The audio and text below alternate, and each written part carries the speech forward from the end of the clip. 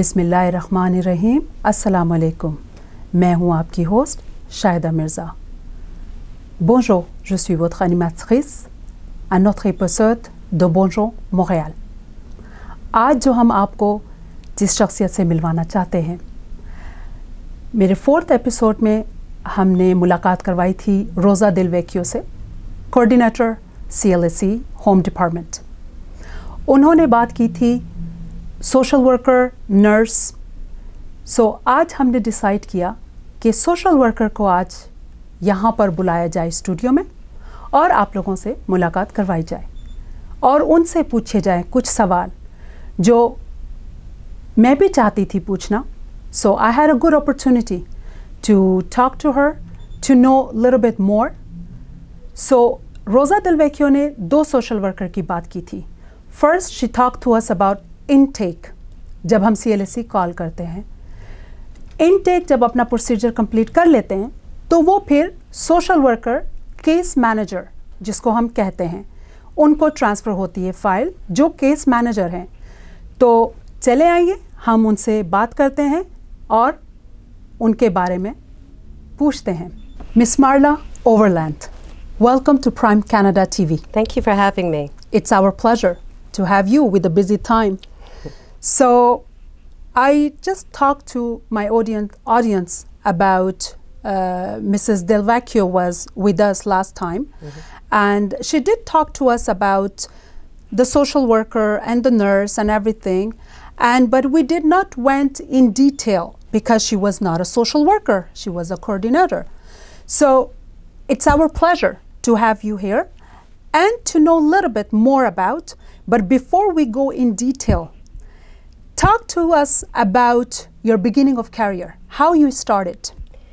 Well, it's interesting. I was actually through a baptism by fire because literally I was employed by the Department of Youth Protection of Jewish Family Services. Ah, okay. Yes, and at that time, as part of what we call the DYP, yes. We sought to ensure the welfare of children from 0 to 18. Right. So at that point in my career, I was working as a treatment worker. So I would meet children and families after the initial evaluation stage and then work with them to try to deal with the family issues or look at alternatives to but the it family situation. must be hard to work with the children under 0 to 18. So you go through a lot of different, how can I say it? Not the story, I don't want to say that, but a lot of different experience. Tell us about how you felt when you start your career with the youth protection. Well, you know, again, I told you it was the beginning of a career. Right. So certainly at the beginning of career, you know, we're fresh and we're raring to go, and I guess we're somewhat unscathed. And Right. because of that, you know, we have a little bit more gumption when we're going into these files. But I take it as I take my caseload now. You know, it's person by person, Right. case by case, looking at the person's individual situation and trying to rectify problems Right. as we go along. So, and I still do so to this day. Yes, I have to admit that the cases are difficult. You know, Yes. our hearts break when we see children who are at risk, Right. where their life is compromised for one reason or another. But it's also rewarding in that we find solutions to problems. Of course, yeah. Yeah, and of course, you know, with the Department of Youth Protection, it's Yes. very specific. Different than the job I hold now, there is a law that really guides this type of intervention. And it's important for people to know that if they do feel that there is a child that they know or have heard of, that is at risk, not only for physical abuse, sexual Right. abuse, but also emotional, which is serious in and of itself. Right. Children that are having problems at school or acting out, these are, there are mechanisms whereby a person can signal and Yes. alert the Youth Protection Department so that they can intervene and try to help the child and family. And families. So like I repeat myself because I cannot imagine myself doing your professional with the youth protection, because when it's come to the kids, it's very sensitive subject, I think personally. But I'm glad you started with the youth protection, and now we come what you're doing now. So let's say I call the CLSC for my mother and I talk to the social worker intake. So of course the file is going to come to you. What's your role into that file? How are you going to approach, how you analyze the file? Well, what's very enriching is that working in a CLSC environment, we have the actual luxury of having access to a multidisciplinary team. So in that, I evaluate as the pivotal worker if I'm assigned the dossier. But at that point, if I see a client has a need, we take a holistic approach. So what I would do, for example, is if I would analyze whether or not that person would require an occupational therapist, a physiotherapist, homemaking needs, nursing. And I would be able to call on my colleagues one at a time to be able to intervene.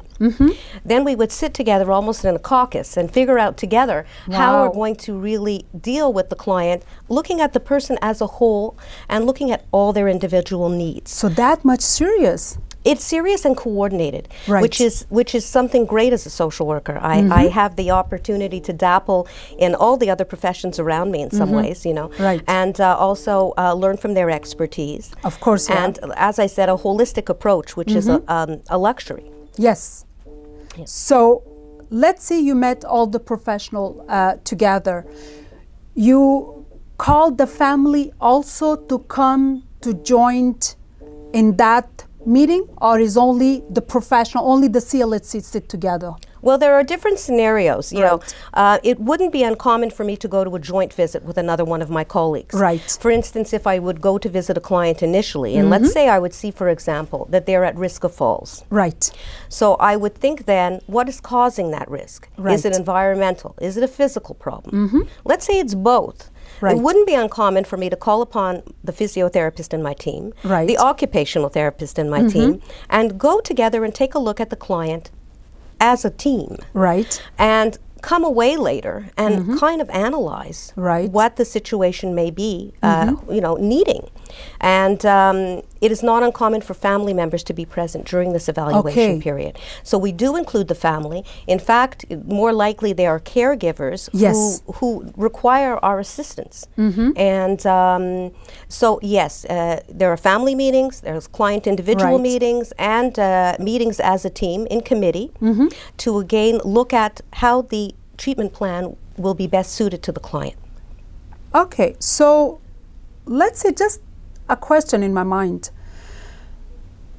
Let's say a patient or the client have a family around that person, but those member who's with that patient, they're busy, they're working, they're not at home.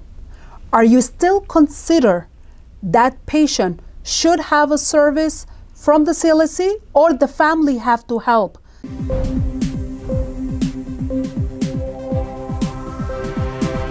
Pakistan to aaye ne, Canada vich chaaye ne.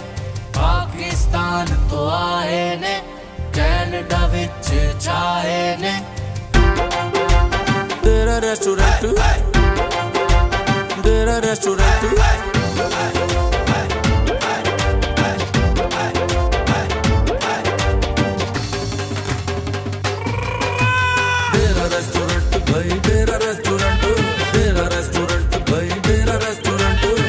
बुद्धि बंदे आओ डेरा restaurant, बल्ले बल्ले खा पे खाओ डेरा restaurant.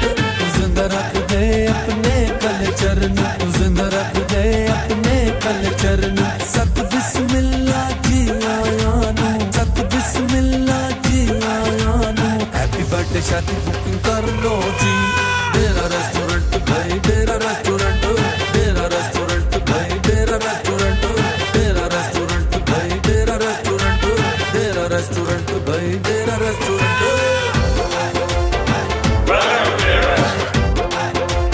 Dera restaurant, Dera restaurant 790 Jerry West, Montreal, Quebec, Canada H391G6. Contact 514-495-2110 and 514-991-9112. Information Syed Musa Raza.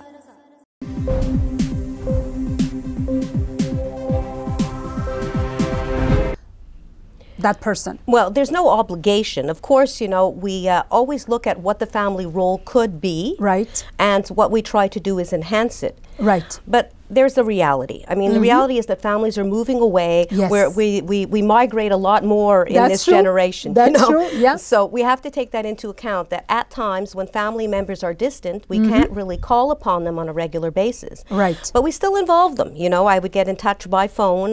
There are times when they come in to visit the client, you know, and but certainly we would build a treatment plan, you know, that is really congruent with what the client's needs are.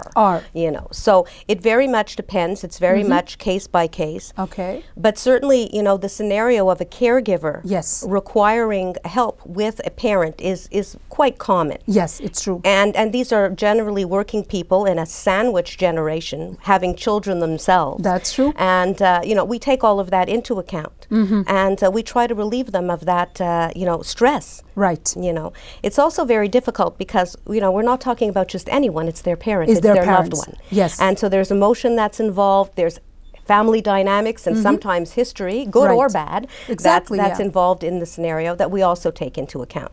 So from a psychosocial perspective, it's not simplistic in that, you know, I'm constantly putting together puzzles and, you know, and I feel like a private investigator at times, but certainly it's always in the best interest of the client who's pivotal. Of course, yeah. So previously I discover when going to the appointments and the client does not speak English and French, and what we heard, you guys go with Banque d'Interprète, the interpreter service.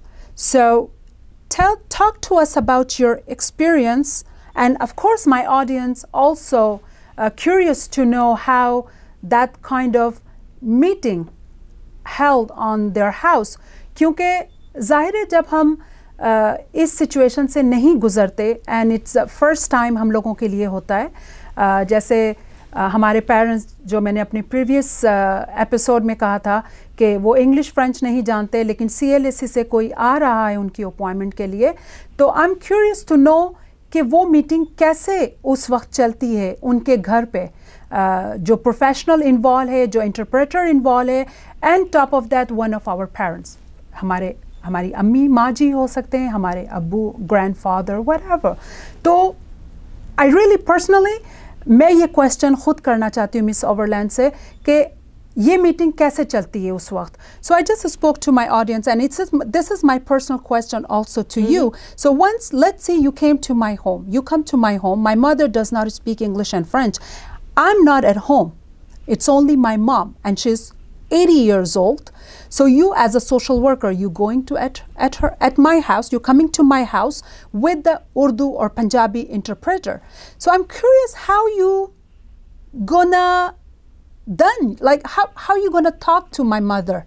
Well, you know, it depends again on the community because, you know, I've been in the system for so long that I'm beginning to know the interpreters, you know. So, you know, often I would call upon them and then, you know, speak a little bit about what my intervention plan would be. Ahead. Oh, yeah, I really try to do that. So, you know, to pad the way so that we have a plan. That's when I know the interpreter. I don't always have that luxury. Perfect. But, you know, I also take the time to understand the cultural community I'm dealing with. That's really nice. Well, it's important. You know, I made a choice to work at CLSC Côte-des-Neiges for a reason. I actually grew up in the area, and I almost wanted to go back home to practice, you know.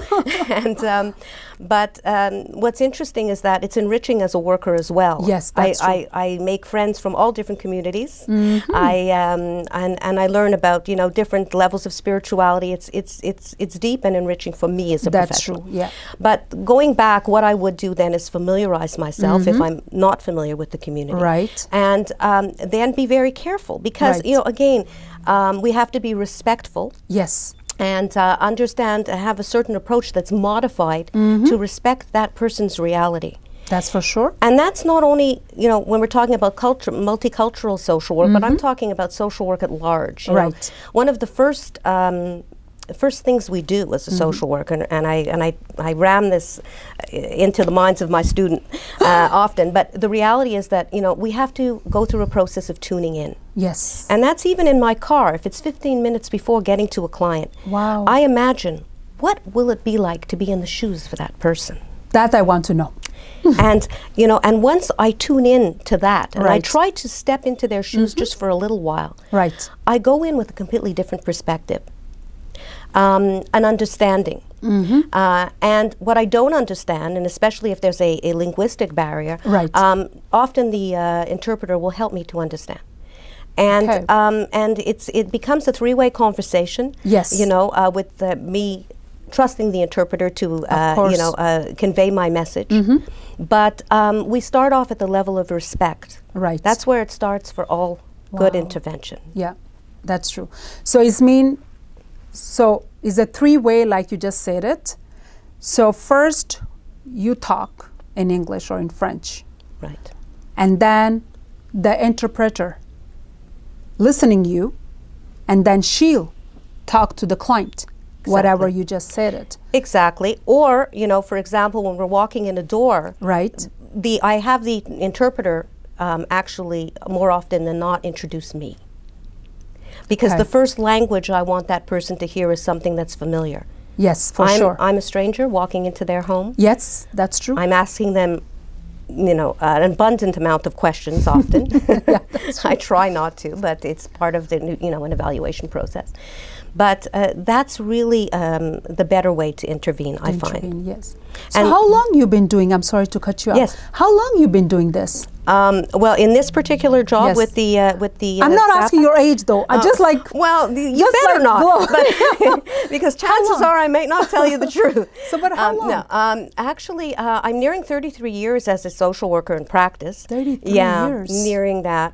But I've been with the home care team since '94. So wow. it's a while. It's a quite while. Yeah, It's a yeah, quite while. yeah. And you enjoy. I can see that. I still find it redeeming. You know, it's a different job every day. That's true. I'm meeting different people.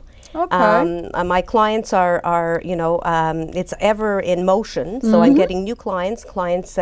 Cases closed, cases reopen. That's true. Or open. So it keeps me busy and on my toes. You know. Perfect. So anyway, हमने काफ़ी ज़्यादा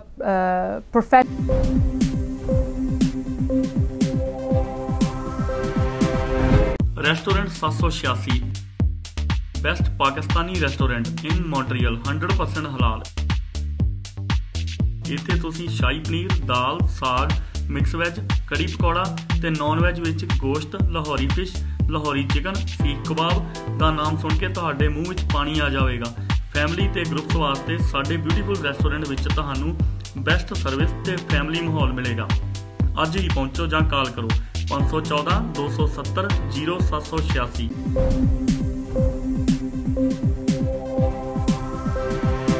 professional के तरीके से हमने इनसे question कर लिए. So now we talk about professional. So now we're going to put Miss Overland aside as a professional.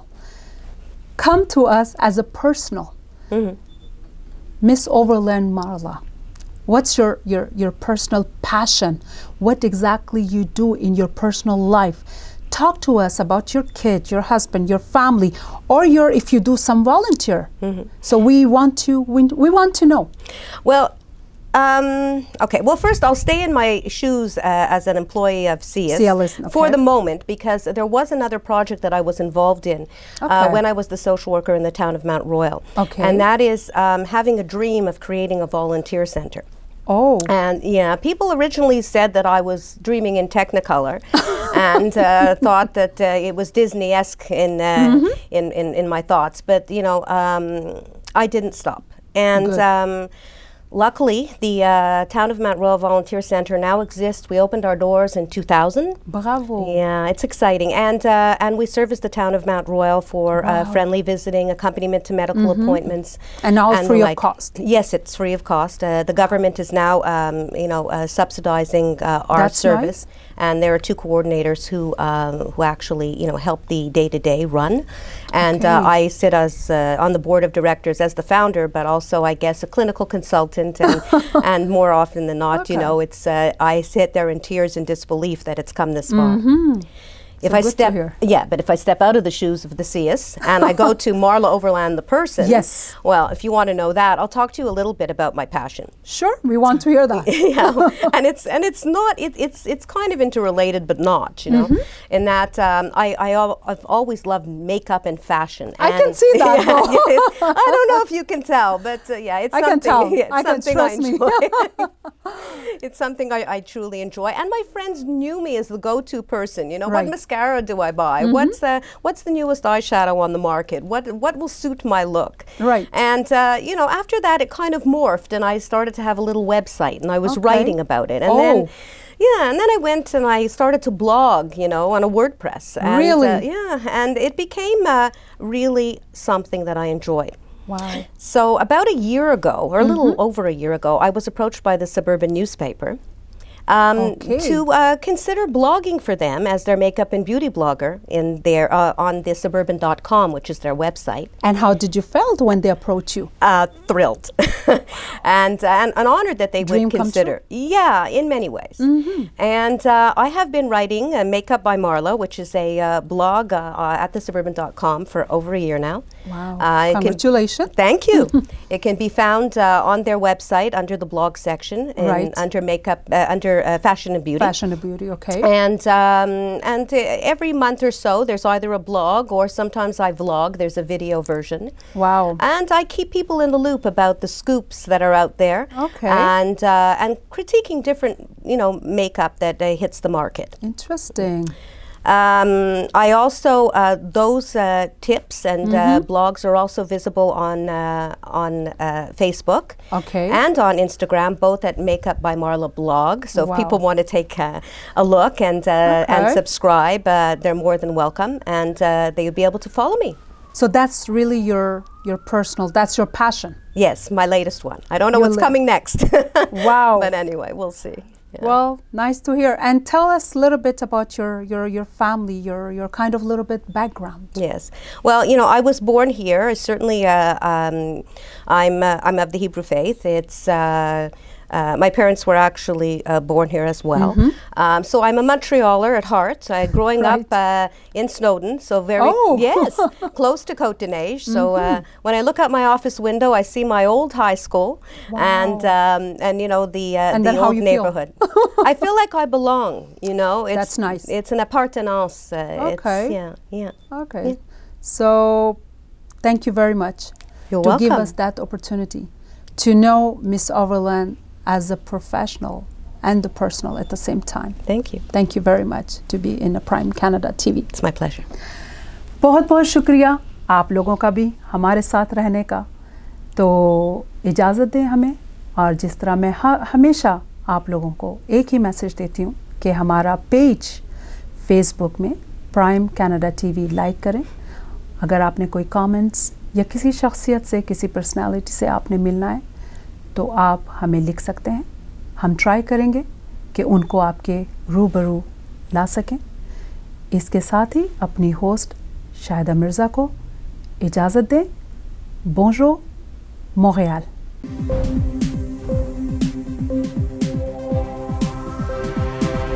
Pakistan तो आए ने कनाडा विच छाए ने. पाकिस्तान तो आए ने कनाडा विच छाए ने. तेरा रेस्टोरेंट तेरा रेस्टोरेंट भाई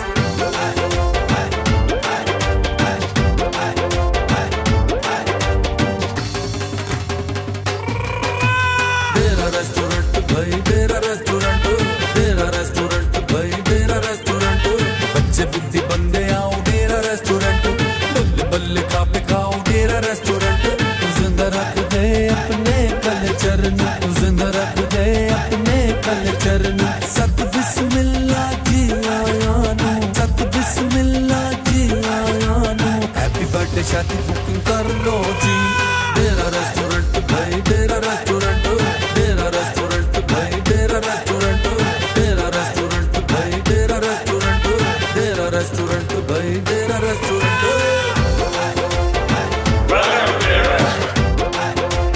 डेरा restaurant Dera Restaurant 790 Jerry West Montreal, Quebec, Canada H391G6. Contact 514-495-2110 and 514-991-9112. Information Syed Musa Raza. Restaurant 786 best Pakistani restaurant in Montreal 100% हलाल। ਇੱਥੇ ਤੁਸੀਂ ਸ਼ਾਹੀ ਪਨੀਰ, ਦਾਲ, ਸਾਗ, ਮਿਕਸ ਵੈਜ, ਕੜੀ ਪਕੌੜਾ ਤੇ ਨੌਨ ਵੈਜ ਵਿੱਚ ਗੋਸ਼ਤ, ਲਾਹੌਰੀ ਫਿਸ਼, ਲਾਹੌਰੀ ਚਿਕਨ, ਸੀਖ ਕਬਾਬ ਦਾ ਨਾਮ ਸੁਣ ਕੇ ਤੁਹਾਡੇ ਮੂੰਹ ਵਿੱਚ ਪਾਣੀ ਆ ਜਾਵੇਗਾ। ਫੈਮਿਲੀ ਤੇ ਗਰੁੱਪਸ ਵਾਸਤੇ ਸਾਡੇ ਬਿਊਟੀਫੁਲ ਰੈਸਟੋਰੈਂਟ ਵਿੱਚ ਤੁਹਾਨੂੰ ਬੈਸਟ ਸਰਵਿਸ ਤੇ ਫੈਮਿਲੀ ਮਾਹੌਲ ਮਿਲੇਗਾ। ਅੱਜ ਹੀ ਪਹੁੰਚੋ ਜਾਂ ਕਾਲ ਕਰੋ 514 270 07